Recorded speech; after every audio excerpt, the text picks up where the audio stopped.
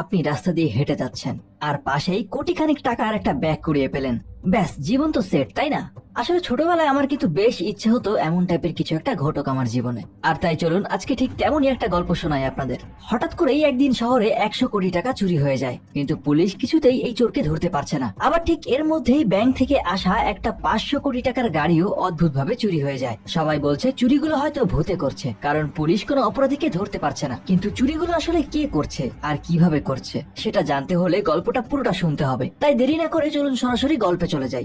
আমাদের আজকের গল্পের নাম 100 করোড়, আর আমি আপনাদের সাথে। এই গল্পের শুরুতে আমরা দেখতে পাই রিজার্ভ ব্যাংক অফ ইন্ডিয়া থেকে একটা গাড়িতে করে টাকা ট্রান্সফার করা হচ্ছিল, কিন্তু হঠাৎ করেই মাঝ রাস্তায় টাকাগুলো চুরি হয়ে যায়। কিন্তু যে টাকাটা চুরি হয়েছে সেটা কোনো ছোট অ্যামাউন্ট ছিল না, গাড়িতে ছিল প্রায় 500 কোটি টাকা। এমনকি টাকা চুরি হওয়ার পর থেকে পুলিশ চোরদেরকে কিছুতেই খুঁজে পাচ্ছে না। এমনকি কেউ কেউ তো বলছিল টাকা হয়তো ভূতে চুরি করে নিয়ে গেছে। কিন্তু আসলে এই 500 কোটি টাকা কে চুরি করেছে সেই ঘটনা জানতে হলে আমাদেরকে 40 দিন পেছনে যেতে হবে। ঠিক 40 দিন আগে হঠাৎ করে এক সকালে একটা প্রস্টিটিউট মেয়ে থানায় আসে। সে থানার অফিসারদেরকে বলে, গত রাতে আমার কাছে একটা লোক এসেছিল, আর পুরো রাত থাকার পর সকালে যাওয়ার আগে লোকটা উল্টো আমার কাছ থেকেই টাকা নিয়ে গেছে, তাই আমি ওই লোকটার বিরুদ্ধে কেস করতে এসেছি। এটা শুনে একজন পুলিশ বলে, কি দিনকাল চলে আসলো রে ভাই, এমন কেসও এখন আমাদেরকে নিতে হবে? এখন কি আমরা চোর ডাকাত বাদ দিয়ে এই লোককে খুঁজে বের করবো? পুলিশ তখন মেয়েটাকে ওই লোকের নাম জিজ্ঞেস করে, কিন্তু মেয়েটা বলে, আমার তো নাম মনে নেই, কিন্তু তার চেহারা আমার মনে আছে। আপনার একজন স্কেচ আর্টিস্টকে ডাক দিলে আমি তার চেহারা বর্ণনা করে দিতে পারবো।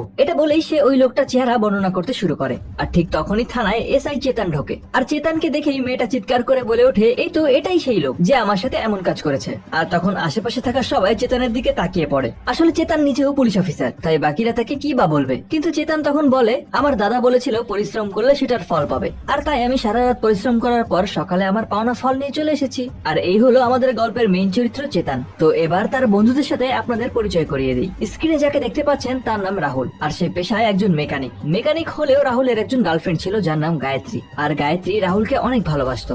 আজকে গায়ত্রীর জন্মদিন। গায়ত্রী সবসময় চায় রাহুল যেন তাকে বিয়ে করে, কিন্তু রাহুল বারবার বাহানা করে তাদের বিয়েটা পিছিয়ে দিচ্ছে। কারণ আসলে রাহুল লায়লা নামের একটা মেয়েকে পছন্দ করে, যে কিনা তার গ্যারেজের সামনের বাড়িতেই থাকে। এরপর আমরা লায়লাকে দেখতে পাই। লায়লা আসলে বেশ সুন্দরী, সেই সাথে অনেক চালাক একটা মেয়ে। আর সে যে বাড়িতে আছে এটা তার নিজের বাড়ি না। লায়লা এখানে একজন সুগার ড্যাডি, অর্থাৎ তার থেকে বয়সে অনেক বড় একটা লোকের সাথে এখানে থাকে। আর লায়লার এই সুগার ড্যাডি বয়ফ্রেন্ডের নাম ছিল সুন্দরলাল। এই সুন্দরলালের কাছে অনেক কালো টাকা ছিল, আর সেই টাকাগুলোকে নিজের ইচ্ছে মতো খরচ করতে পারতো লায়লা। কয়েকদিন পরেই সুন্দরলালের জন্মদিন ছিল, আর তার ম্যানেজার ভাসু একটা পার্টির আয়োজন করে। সেখানে এসআই চেতন আর রাহুলও এসেছিল, কারণ তারা দুজনও সুন্দরলালের বন্ধু ছিল, ওই এলাকার বন্ধু আর কি। বেশ কিছুক্ষণ ধরেই জন্মদিনের পার্টি চলে, আর এক সময় পার্টি শেষ হয়ে গেলে সবাই যার যার বাড়ি ফিরে যায়। ম্যানেজার ভাসুও তার নিজের বাড়িতে ফিরে যখন খেতে বসে, ঠিক তখন একটা ফোন আসে। আর ফোনে সে জানতে পারে আজ রাতে সুন্দরলালের বাড়িতে পুলিশের রেড পড়বে। তাই ভাসুর সাথে সাথেই লালকে ফোন করে বিষয়টা জানায়, আর একটা স্কুটি নিয়ে তার বাড়ির দিকে রওনা দেয়। অন্যদিকে লাল এতক্ষণ তার জন্মদিনের পার্টি এনজয় করছিল, কিন্তু হঠাৎ করে এই খবরটা শুনে ভয়ে তার অবস্থা খারাপ হয়ে যায়, কারণ তার বাড়িতে অনেক টাকা লুকানো ছিল।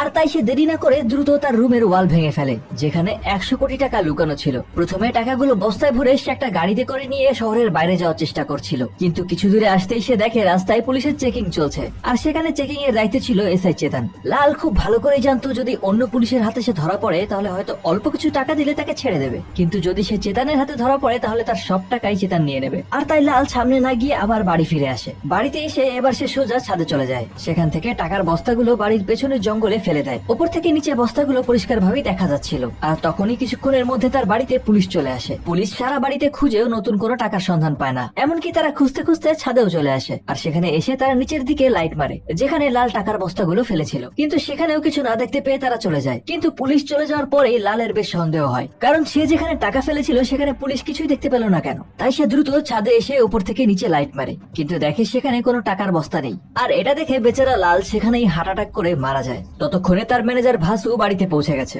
সে উপরে ছাদে এসে দেখে লালের রেড বডির সাথে লাইলা বসে আছে, আর তাই সে লাইলাকেই সন্দেহ করতে শুরু করে। আসলে ভাসু ভাবছিল টাকার লোভী লাইলা আবার সুন্দরলালকে মেরে ফেললো না তো। আর তাই ভাসু পুলিশকে ফোন দেয়, আর এসআই চেতন সেখানে চলে আসে। চেতন এসে ভাসুকে বলে, যদি তুমি 100 কোটি টাকা চুরি করে থাকো তাহলে আমাকে সরাসরি বলে দাও, তুমি আর আমি 50-50 ভাগ করে নেব, আর তোমাকে জেলও খাটতে হবে না। কিন্তু ভাসু তখন বলে, আমি যদি 100 কোটি টাকা চুরি করতাম তাহলে তোমাকে কেন এখানে ডাকতাম? আসলে চেতন এখানে আসার আগেই লায়লা এখান থেকে পালিয়ে গিয়েছে, তাই ভাসুকে লালের লাশের সাথে একা দেখে চেতনের এখন ভাসুর উপরেই সন্দেহ হচ্ছে। এদিকে আমরা লায়লাকে দেখতে পাই, সে অনেক ভয়ে ভয়ে তার বান্ধবীর বাড়িতে চলে আসে, আর সেখানে এসে লায়লা তাদের সবকিছু খুলে বলে। আসলে লায়লাও আগে থেকেই লালের 100 কোটি টাকা বাড়িতে লুকিয়ে রাখার ব্যাপারে জানতো, কিন্তু সে সুযোগের অপেক্ষায় ছিল কখন লালকে ফাঁকি দিয়ে সে এই টাকাগুলো চুরি করতে পারবে। হয়তো লায়লার কপাল খারাপ, তাই সে চুরি করার আগে অন্য কেউ টাকাগুলো চুরি করে নিয়েছে, আর এখন সত্যি সত্যি লায়লা নিজেও জানে না এই টাকাগুলো কে চুরি করেছে।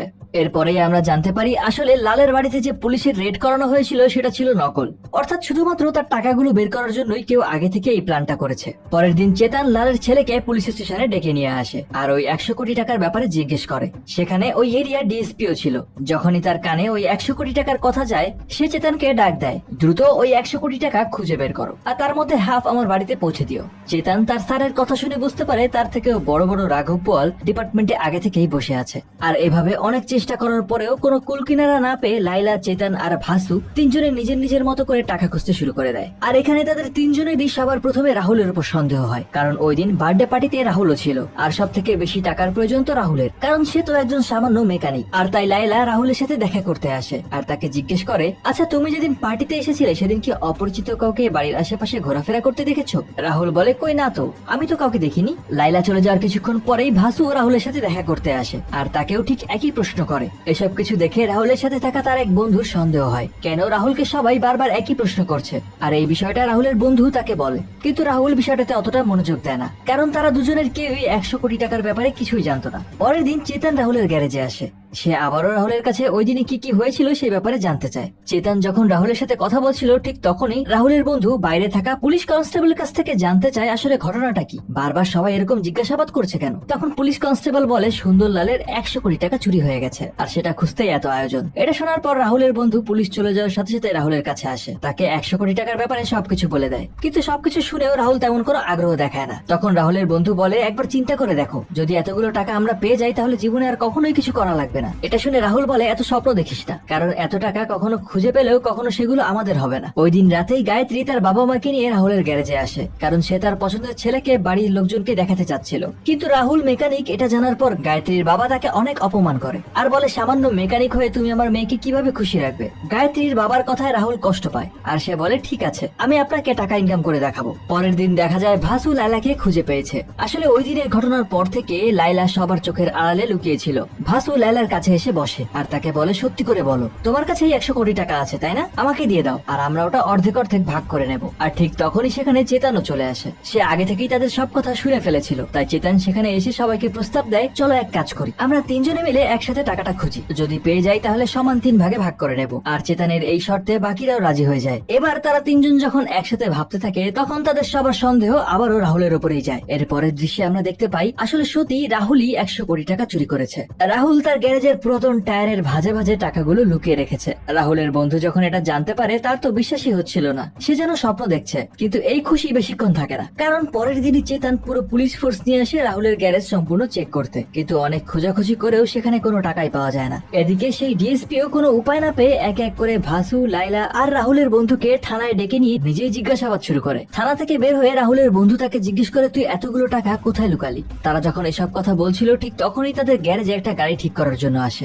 রাহুল যখন গাড়ির উপরের অংশ খোলে সাথে সাথেই ভেতর থেকে টাকা বের হয়ে আসে। আসলে রাহুল বেশ আগে থেকেই বুঝতে পারছিল তাকে সবাই সন্দেহ করতে শুরু করেছে, তাই সে বেশ কয়েকদিন ধরেই তার গ্যারেজে ঠিক করতে আসা গাড়িগুলোর ভেতরে অল্প অল্প করে টাকা লুকিয়ে রাখতে শুরু করে। আর সেই সাথে সে গাড়িগুলো ঠিক করার সময় তাতে অল্প কিছু সমস্যা রেখে দেয়, যাতে কিছু দূর চলার পর সেটা আবারও নষ্ট হয়ে যায়। ঠিক তার প্ল্যান মতোই সবকিছু হচ্ছিল। রাহুলের এসব মাস্টার প্ল্যান শুনে তার বন্ধু তো একেবারেই অবাক। সে রাহুলকে বলে, চল আমরা এতগুলো টাকা নিয়ে বিদেশ চলে যাই। বন্ধুর কথায় রাহুল রাজি হয়ে যায়। দুইজন তখন খুশি খুশি একটা বারে আসে ড্রিঙ্কস করতে। পুরো রাত তারা সেখানে বসেই মদ খায়, এমনকি বারেই ঘুমিয়ে পড়ে।